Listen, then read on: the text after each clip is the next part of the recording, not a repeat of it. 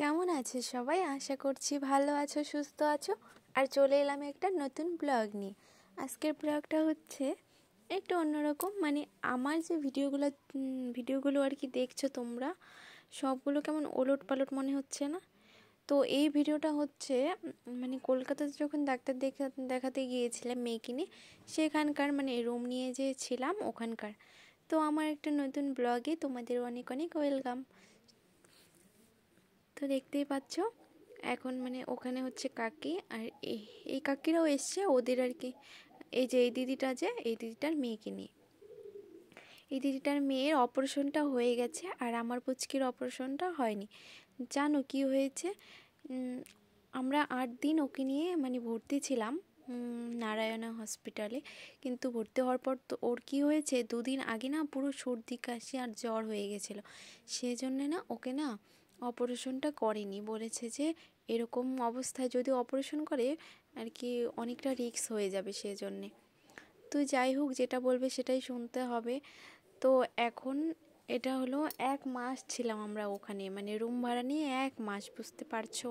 মানে তো ওটাই। আর ছোট করে আমাদের রুমটা একটু দেখে নাও, কেমন একদম অগোছালো করে রেখে দিয়েছি। আর এদিকে না সব কিছুর একটু দামটা বেশি বেশি। মানে আমি তো আগে শুনেছিলাম যে কলকাতায় নাকি কম দামে অনেক কিছু পাওয়া যায়, বাকি হয়তো আমরা কোনো জায়গায় যাইনি, কিন্তু আর কি সামনে একটা ছোটো মোটো বাজার আছে, ওখান থেকেই মানে জিনিসপত্র যা লাগে আর কি, চাল, তারপর ডাল, মনে করো যা কিছু আর কি লাগে সব কিছু এখান থেকেই নিয়ে আসে। সামনে আছে দোকান, তো সেটাই। আর এখন কি করছে দিদি হলো পাস্তা বানাবো, তো সেটাই রেডি করছে। কাকিমা দেখলে সবজিগুলো সব কেটে নিচ্ছিল। রুমটা দেখলে সবাই একসাথে আছি এখানে, মানে একটা রুমের মধ্যে অ্যাডজাস্ট করে রয়েছি। তো কী করবো বলো? আর এখানকার যে রুমের এত ভাড়া বেশি আর কি বলবো তোমাদের। 1 মাসের মধ্যে আমাদের ভাড়া নিয়েছিল 5,000 টাকা।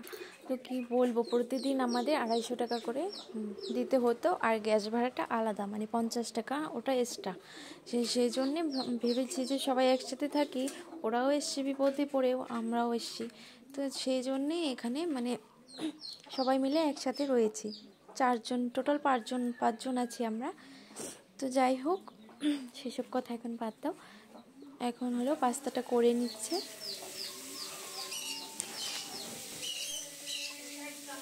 আর কি হয়েছে বলো তো, শহরের সাইড থেকে হয় মানে জিনিসপত্র যে হয়, আশেপাশে তো কোনো কিছু হয় না ওখানে, মানে সবজি টবজি যা। আর এখানে এত দাম বেশি আর কি বলবো তোমাদেরকে। তো যাই হোক, মানে আমাদের হিসেবে দামটা বেশি, এখন তোমাদের ক্ষেত্রে সেটা বলতে পারবো না। মানে আমরা যে গ্রামের সাইডে থাকি, মানে আমাদের বাড়ি তো গ্রামেই, একদম মানে কোচবিহারে। আর এখন তো কি বলবো, আর এখন শহরের মানুষই হয়ে গেছি।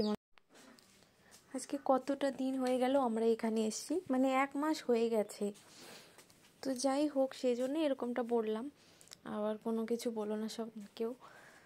তো আর এখানে দেখো পাখিগুলো না বেশ ভালো লাগে, মেয়ে না ওখানে গিয়েই পাখিগুলোকে দেখে শুধু, সেই জন্যে কাকি ওখানে নিয়ে গেছিলো।